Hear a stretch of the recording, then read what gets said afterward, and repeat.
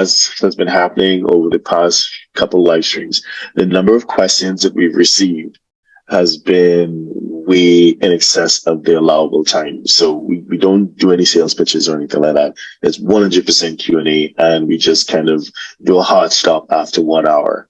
And I guess it's a testimony to how hungry people are for accurate information that we're just receiving so many requests. So as a result, what I decided to do is go through some of the questions that we didn't have a chance to cover in the live stream and not give a definitive answer, but speak to the main issues that you should consider as you decide the best way forward and you engage your preferred tax advisors.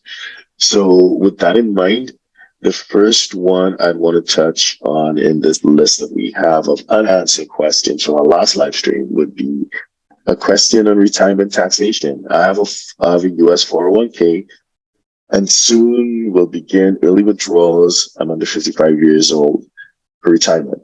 I have the option for substantially equal payments to avoid the US 10% early withdrawal penalty. And it essentially is an annuity over a fixed period of time. Is there a tax benefit to taking it as an annuity? So I guess given that you're going to move to Spain, because I'm assuming this is in the context of Spain, because your name, or your chat name, at least for asking this question, was Spain iPhone. So I'm assuming that this means that this is in the context of Spain, right? Essentially, I think it's a common misunderstanding as to how US retirement products are viewed from a Spain point of view. So we did an article on that. So if you go to our website, huj.tax, and again, this is all free. We have like over 2,000 articles completely free of charge. And you just type in the search box, Hispanic American Agreement, 401k or something like that. There's an article that pops up that kind of goes into the treatment of it. So what essentially referred to is a double tax treaty between Spain and the United States. And I think people look at one article, so they look at Article 20 in isolation without looking at the way Article 20 and Article 21 interact to give that holistic view as to how foreign pensions are treated.